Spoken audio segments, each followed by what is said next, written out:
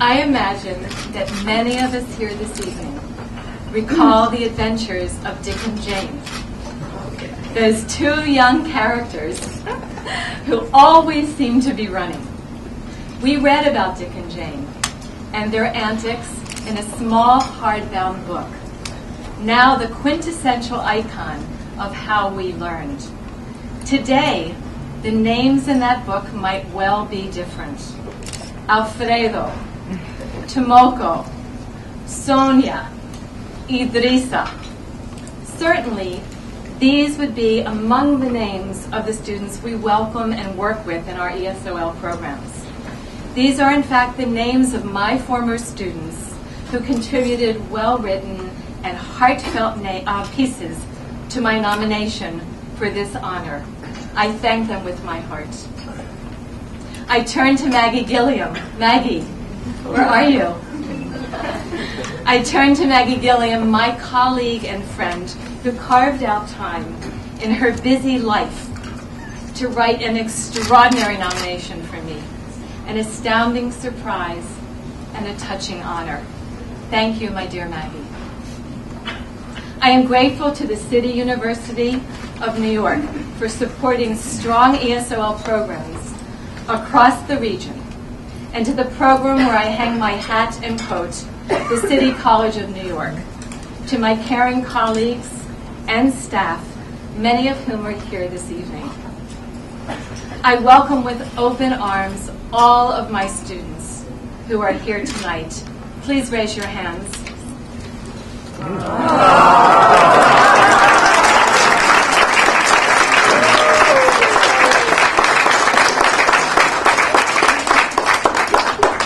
I, of course, would not be here were it not for the New York Times, our hometown newspaper.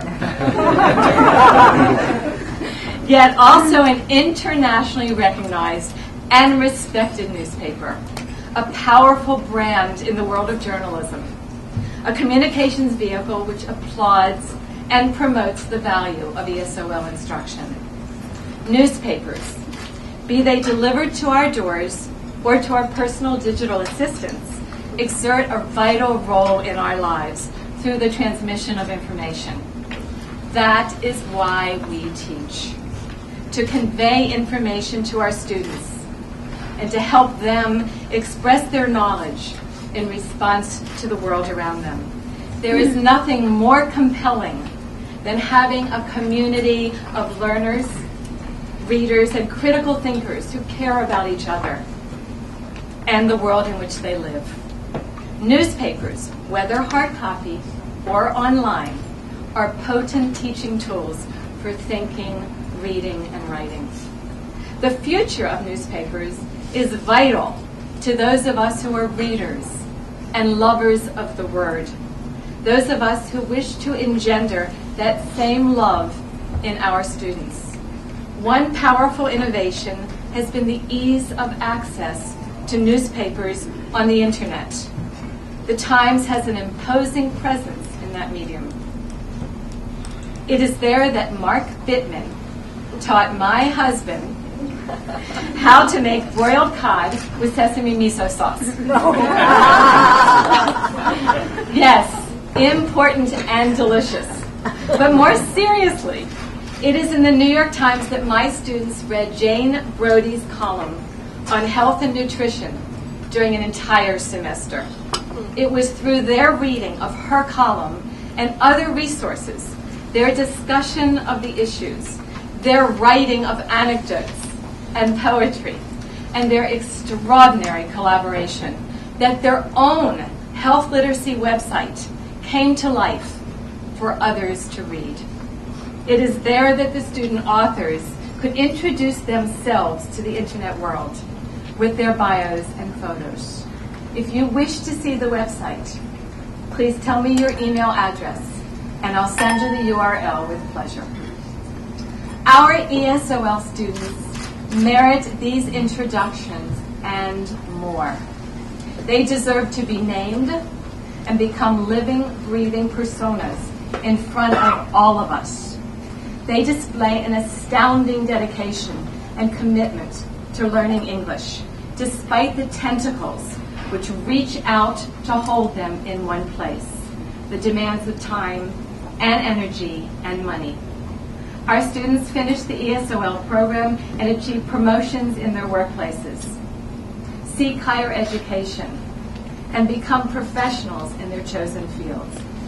2 of my former students are working in medical environments and hope to be certified soon as nurses. Another student is studying for her master's degree in social work and will graduate in May. Another is enrolled this fall in the engineering program at City College. Yet another has been accepted into the PhD program at CUNY's Graduate Center. And another student is now taking music lessons and is the only person there for whom English is not her first language. These are just a sampling. It is through receptions like this one tonight that we can shape a fuller awareness and appreciation of our ESOL adult learners, their needs, their desires, and their successes. It is through our ESOL programs that we contribute to the richness of our country. Any permutation of the word rich may seem an odd word right now in this economy. Yet it is through the richness of diversity that we can discover resources and solutions for the vexing questions we must answer to make our country whole and healthy again. We must collaborate to create a growing realization of the need for constant and increased funding for ESOL programs in our region and across the country. I have one immediate suggestion. For those of us who teach and cherish ESOL, think broadly about whom in your communities can be instrumental in promoting our programs. Invite them to your classrooms. We must turn names into people. Just as you'll hear New York Times readers inquiring, "Did you read that article in the New York Times?" We need to hear people discussing ESOL programs. Do you know about the success of the ESOL program at Westchester Community College? At Hostos Community College? Excuse me, at Catholic Charities in Hannock, at the University Settlement Society of New York, and at the City College, among many others? I would love to start the network today. I would be delighted and honored to invite everyone at this august occasion to visit my classroom and meet my adult learners. In fact, if you'd like, come be a student for a day. Thank you.